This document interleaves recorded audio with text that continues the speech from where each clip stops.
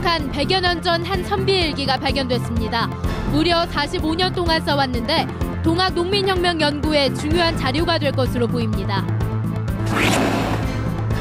전주라는 지명이 들어간 유일한 식물인 전주 물꼬리풀 대규모 서식처가 올해 전주에 새로 복원됩니다. 전라북도가 시군마다 대표 관광지를 만들고 이들 관광지를 연결해 관광객을 유치하는 계획을 발표했습니다. 건물마다 빈 사무실이 늘면서 전북의 공실률이 2년 연속 전국 최고를 기록했습니다. 여러분 안녕하십니까? JTBC 8시 뉴스입니다. 동학 농민혁명을 기록한 한 선비의 일기가 발견됐습니다. 1866년부터 무려 45년간 써온 방대한 기록입니다. 동학 농민혁명 연구의 귀중한 사료로 평가받고 있습니다. 하원호 기자입니다. 구한말 부안군 주산면에 살았던 선비 홍제 기항연의 일기입니다. 모두 7권으로 1866년부터 1911년까지 45년간 하루도 빠짐없이 일기를 썼습니다. 그동안 후손이 보관해왔던 홍제의 일기는 향토사학자를 통해 세상에 알려졌습니다. 고서적이 있다 해가지고 한번 구경을 했는데 그 내용 중에 동학과 관련된 내용이 많이 들어있었어요. 동학 농민혁명이 시작된 갑오년 3월 27일에는 동학군이 어제 백산으로 진영을 옮겼다고 적었습니다. 혁명이 실패로 끝난 을미년에는 체포된 농민군이 처형당했다는 기록이 자주 등장합니다. 논란이 많았던 백산대회의 실체와 날짜는 홍제의 일기를 통해 명확해질 것으로 보입니다. 25일, 26일 설왕설래했던 백산대회 실체가 26일로 이렇게 명명하고 있는 것을 볼 수 있고 이 시기부터 정확하게 동학군이라고 지칭을 하고 있어요. 홍제 일기에는 당시 동학 농민군의 이동 경로와 전투일 등 홍제 선생이 직접 보고 들은 동학 농민혁명의 역사가 고스란히 담겨 있습니다.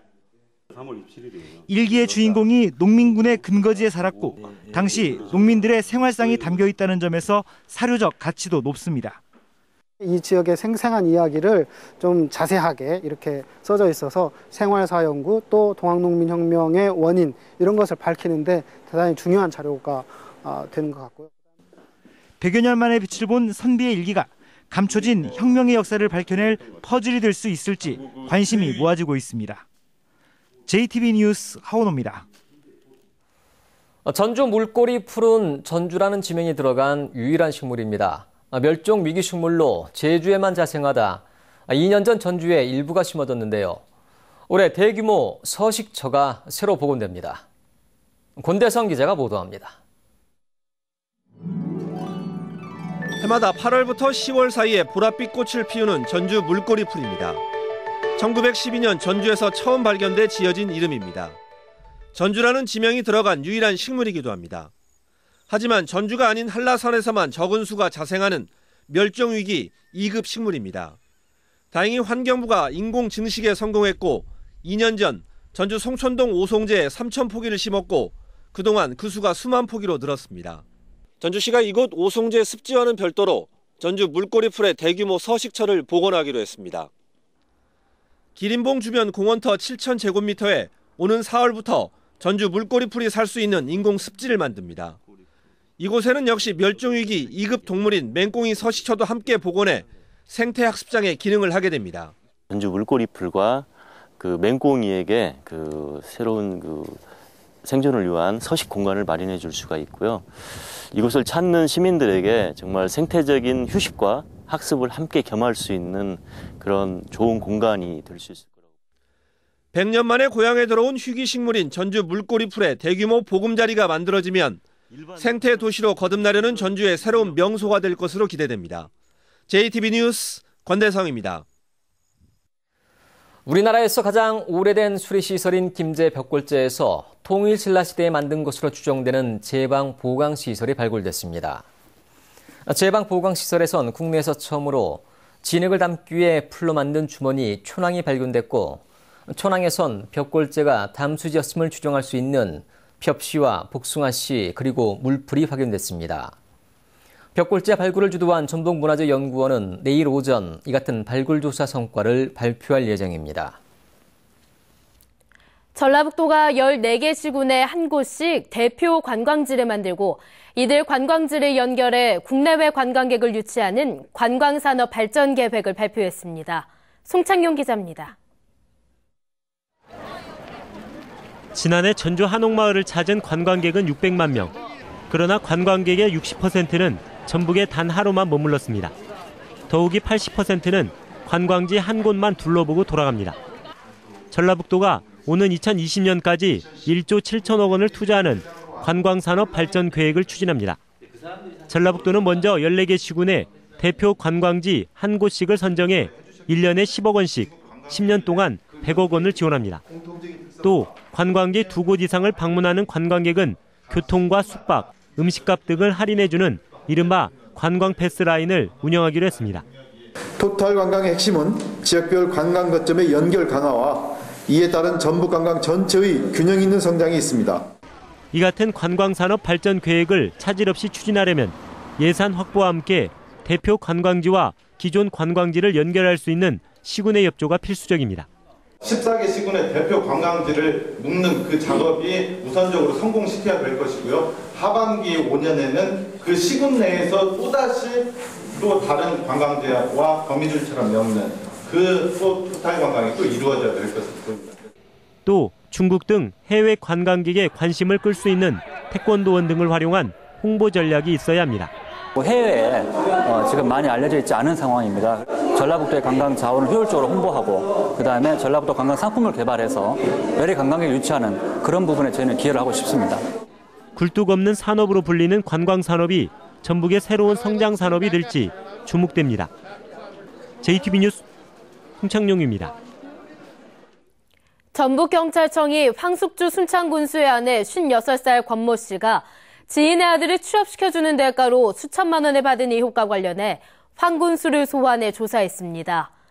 권 씨는 지난 2013년 순창의 한 기관에 지인의 아들을 취직시켜주는 대가로 2천만 원을 받은 혐의를 받고 있습니다.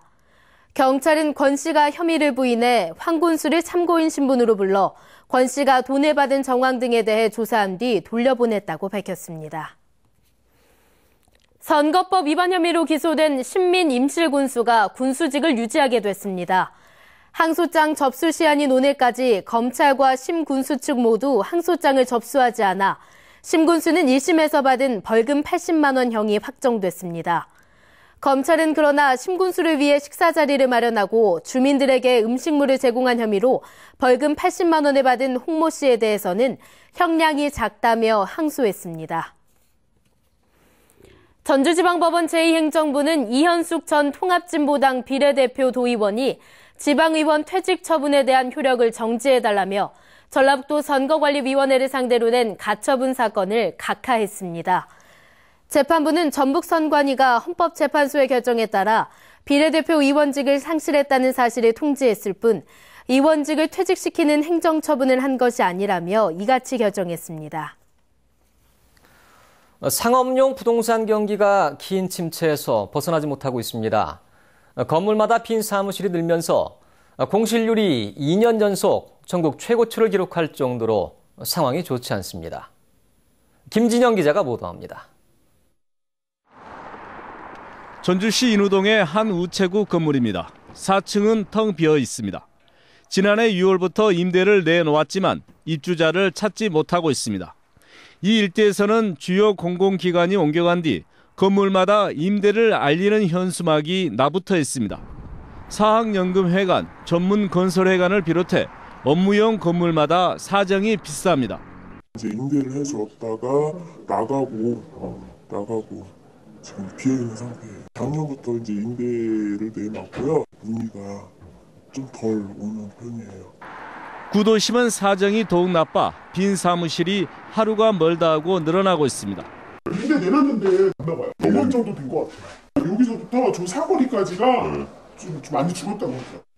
전북의 공실률은 업무용 빌딩의 경우 2013년 17.5%에서 지난해 20.9%, 매장용 건물은 16.1%에서 17%로 계속 상승해 전국 최고를 기록했습니다. 서부 신시가지로 상권이 꾸준히 빠져나갔지만 인구 유입이 되지 않고 소비 심리까지 위축돼 신규 임대 수요가 발생하지 않기 때문입니다. 서부 신시가지로 상권이 이동하고 업무용 빌딩이 생기면서 구도심 수요가 빠져나오고 있지만 구도심에 신규 수요가 발생하지 않아서 공실률이 계속 커지고 있습니다.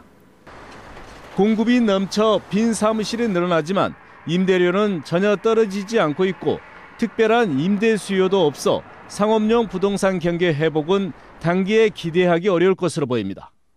JTB 뉴스 김진형입니다. 중소기업청이 여성의 경제활동 참여를 활성화하기 위해 여성 전용 연구개발 자금을 지원합니다.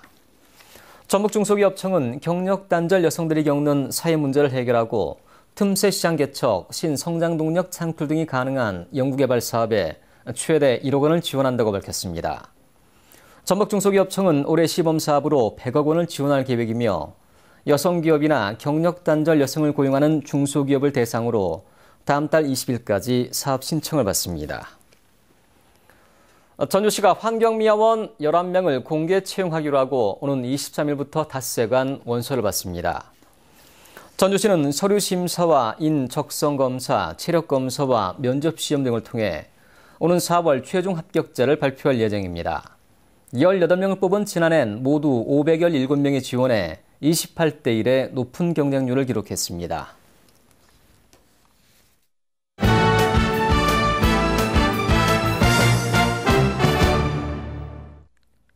두바이 전지훈련을 마친 전북현대가 목포에서 막바지 담금질에 들어갑니다. 정읍 신태인중 축구부가 전국대회에서 처음으로 준우승을 차지했습니다.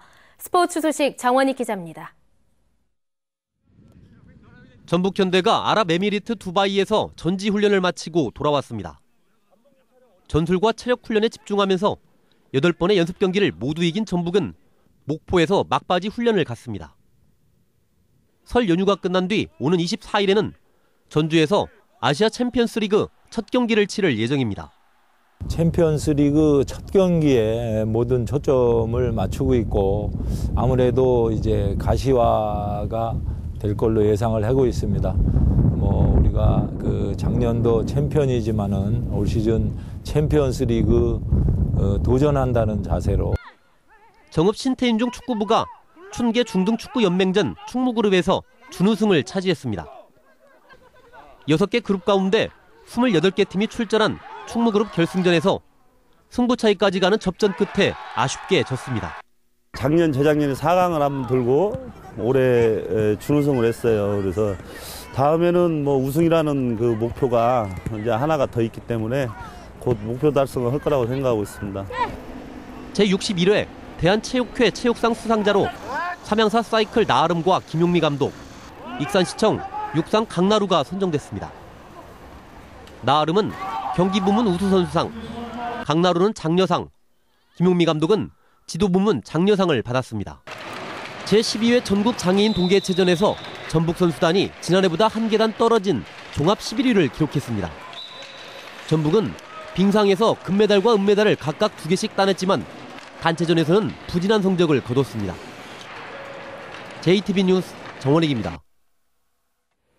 설 연휴 귀성길은 연휴 전날인 17일 오후 5시부터 다음 날 오후 1시까지, 귀경길은 설 다음 날인 20일 낮 12시부터 오후 7시까지가 가장 혼잡할 것으로 예상됐습니다.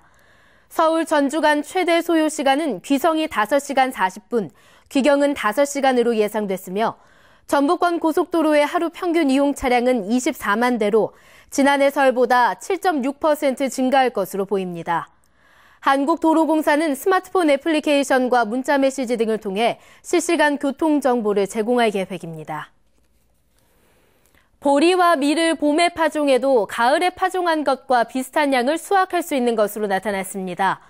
농촌진흥청은 오늘 익산에서 이동필 농림축산식품부 장관이 참석한 가운데 봄 파종에 대한 시연회를 열고 조생종을 심고 비료량을 10%가량 늘리면 가을 수확량의 80-90%를 수확할 수 있고 수확한 뒤 벼를 심어 이모작이 가능하다고 밝혔습니다.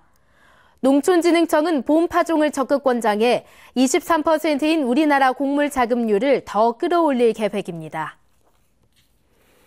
신임 익산지방국토관리청장에 권석창 국토부 자동차 정책기획단장이 임명됐습니다. 권석창 신임 익산지방국토관리청장은 해양수산부 항만물류과장과 대통령실 국가경쟁력 강화위원회 공공기획국장 등을 역임했습니다. 유성용 익산지방국토관리청장은 국토부 정책기획관으로 자리를 옮겼습니다. 전주 비전대가 오늘 학내 비전관에서 졸업생과 가족 등 300여 명이 참석한 가운데 2014학년도 학위 수여식을 열었습니다. 이번 수여식에서는 2년제 전문학사 1157명과 4년제 학사 59명 등 모두 1216명이 학위를 받았습니다. 전주지방법원 형사 5단독은 인터넷에 총장 비방글을 올린 혐의로 기소된 모 대학 교수 A씨에게 벌금 150만 원을 선고했습니다. 해당 교수는 총장이 총장 선출 방식을 간선제로 학칙을 개정한 것에 불만을 품고 지난 2013년 인터넷 사이트에 총장을 비방하는 글을 3차례 올린 혐의로 기소됐습니다. 다음은 전주방송에 이웃돕기 성금을 보내주신 분들입니다. 전주 완산 로타리클럽 강종수 회장과 이사들이 105만 원을 맡기셨습니다. 진심으로 감사드립니다. 날씨입니다. 전북은 오늘 완주가 5.4도, 전주는 4.6도에 머물고 찬바람이 불면서 추웠습니다.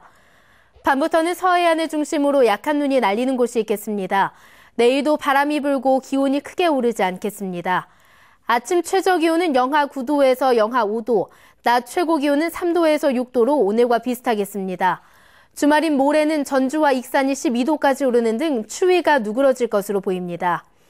전주기상대는 오는 일요일과 월요일 사이에 비가 내리겠지만 당분간 평년 기온을 웃돌 것으로 내다봤습니다.